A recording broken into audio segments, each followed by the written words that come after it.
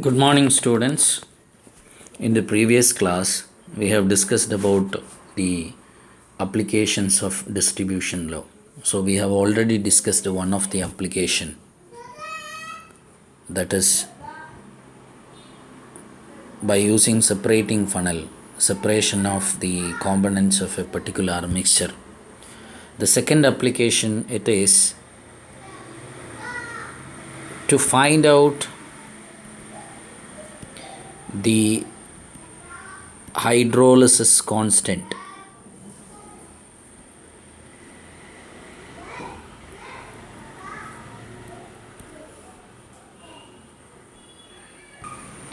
Actually, the hydrolysis constant is an example of equilibrium constant.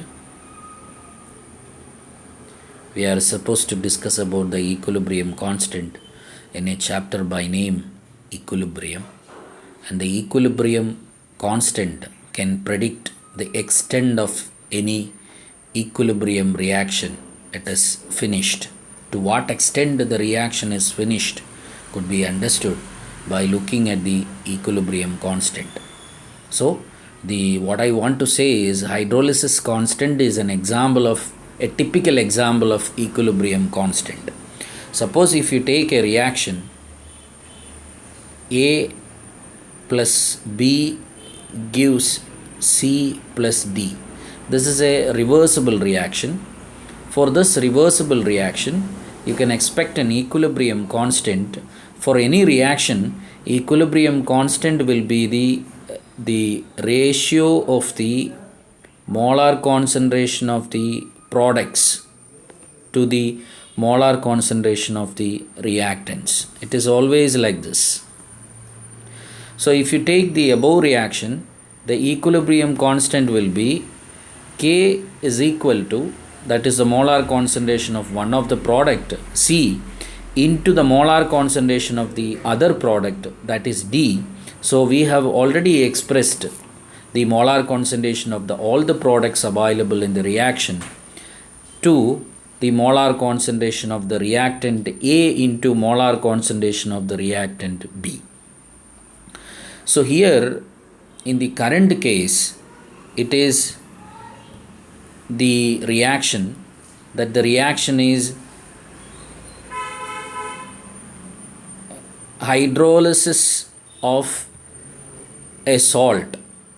You know that the salt is formed by the combination of an acid. So when the salt is getting formed by the combination of an acid, we call the process as neutralization, right? What is neutralization, if you ask? It is the reaction between an acid and a base to give a salt. The salt will be the product. So an acid react with a base to give a product, that is salt, then it is called neutralization reaction. If you take the reverse reaction, that is a salt reacts with water, which gives acids and bases back. This is what we call hydrolysis reaction. Hydrolysis reaction. So for hydrolysis, if you take an example for the hydrolysis reaction, that could be the best example for hydrolysis reaction could be aniline hydrochloric acid is reacting with water. So it will be C6H5NH2HCl. This is a salt. When it is reacting with water, you will be getting C6H5NH2, that is nothing but aniline plus HCl. This is what the product you get if you hydrolyze the salt, that is aniline hydrochloric acid. So if you take the equilibrium constant, that equilibrium constant is already, we called it as hydrolysis. So if you write down the equation for the hydrolysis constant, it could be write down like this: Kh. Before it was equilibrium constant, we have taken hydrolysis constant.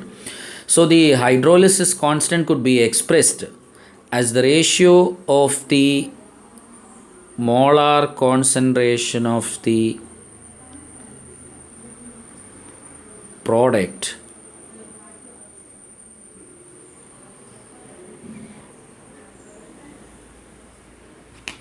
this is the molar concentration of aniline into molar concentration of HCl divided by molar concentration of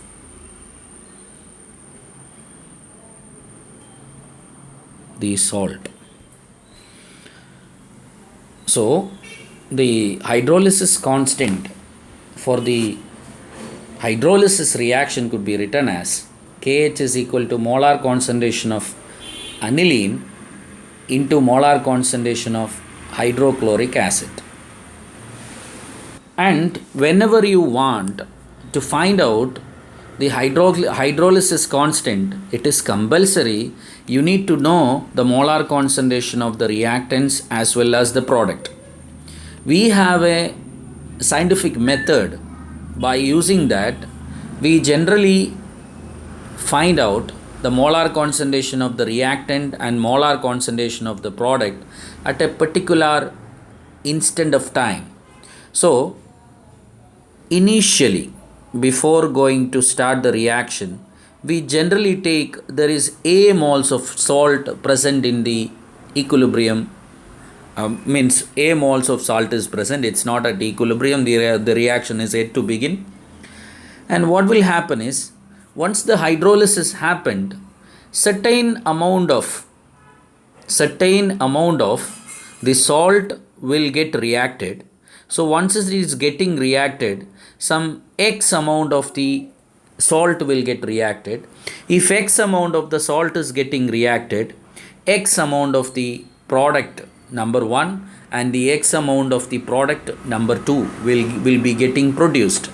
And here the chemistry of the balanced chemical equation, if you are asked a question, what happens during a chemical reaction, the answer when you answer to a question, you need to answer in such a way that the one who asks question should not ask any more question. So if you say the answer what happens for a chemical reaction, the exact answer and the perfect answer for the question is, it is given by the balanced chemical equation, because the balanced chemical equation gives out a lot of information, and one of the information is the stoichiometric ratio. So here the stoichiometric ratio is 1:1. When it is 1:1, you can understand when X mole of aniline is getting produced, X mole of HCl also will get produced. So you can rewrite this equation, or you can modify this equation as the molar concentration of aniline at equilibrium could be taken as X, and the molar concentration of HCl at equilibrium could be taken as X according to this balanced chemical equation, and the molar concentration of the reactant reacted could be taken as A minus X. And if you can find out these two factors, these two factors, that is A and the value of X, you can definitely find out what is the hydrolysis constant for the reaction. Now coming to the experiment, you will be taking a given amount of salt and you will be dissolving in water. Once you dissolve in water, you will be getting aniline. You must be remembering it is a base, and you will be getting HCl. And aniline is an organic substance. When it is an organic substance, it will have more affinity towards an organic solvent. So what you will do when you proceed with the experiment, you will be hydrolyzing the salt, so dissolving in water. And once you dissolving in water, it will be giving an acid as well as a base, and right now it is an aqueous solution. So what do we do is, we will take a known amount of benzene, some 10 ml or 20 ml whatsoever. So into the aqueous solution, a known amount of benzene will be added. So automatically what will happen? Depending on the affinity towards the solvents, the HCl is, of course, it is a inorganic acid, so it will have more affinity towards water only. It will be completely getting dissolved in water only.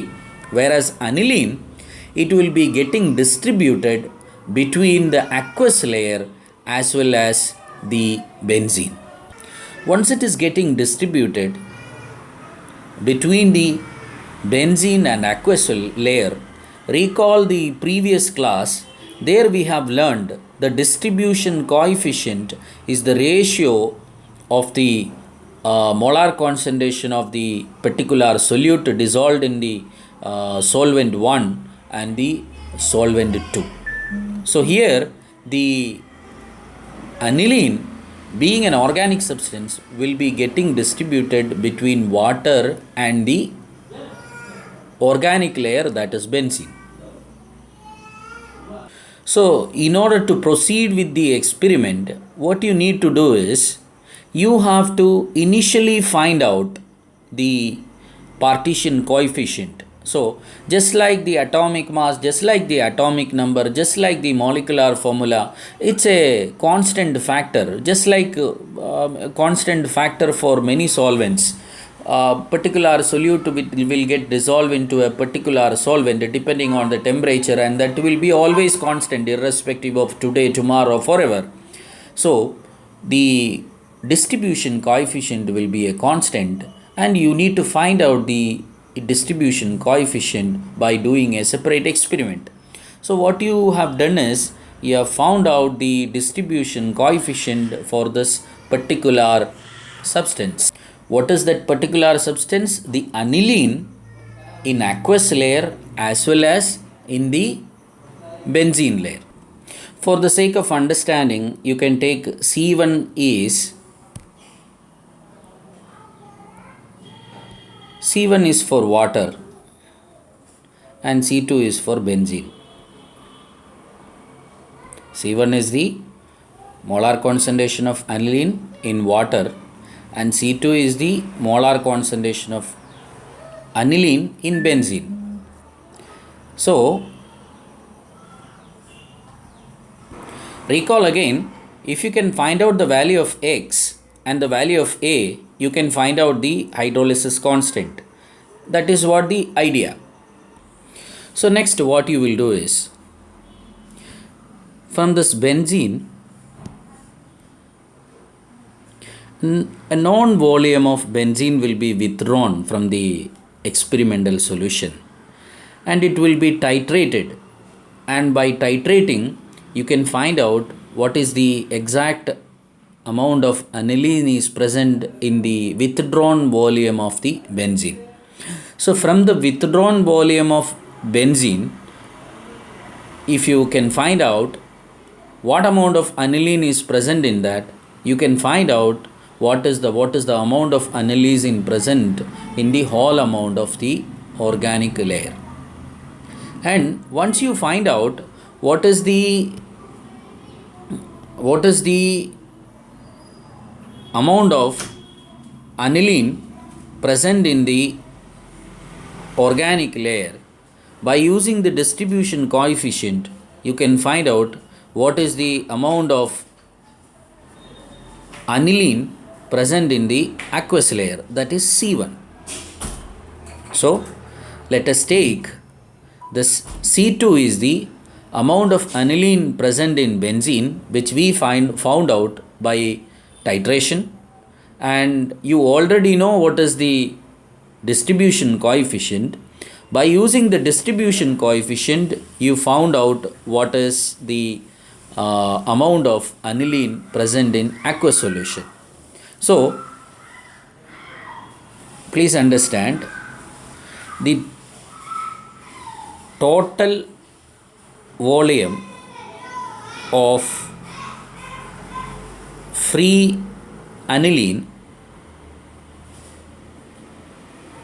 is aniline in benzene layer plus aniline in aqueous layer. So that is C1 plus C2. These two together is what actually X moles. That is aniline, amount of aniline. So if the total volume of free aniline, if it is X, according to the stoichiometric ratio, that is 1:1, then the amount of HCl also will be X. So you found out the molar concentration of the aniline, that is X. When aniline is X, then the HCl also must be X according to the stoichiometric ratio, that is 1:1. And here you required one more factor, that is the amount of unhydrolyzed salt. And that could be found out. Actually, initially you have taken the salt in a particular amount. You have weighed it and you can understand how many moles or what molarity of salt you have taken. And that could be taken as A. I have written before that initially A, and after some time it will become A minus X, because it is becoming A minus X amount of the salt is getting hydrolyzed. So the unhydrolyzed salt is equal to A minus X. A, from where A, if you ask, initially you weighed it and taken, and X right now you came to know after doing all this experiment. And if you can substitute the value of X and the value of A into this particular equation, you can easily find out the hydrolysis constant. That is what the story. I hope you understood. This is Fazal, Department of Chemistry, Sir Said College.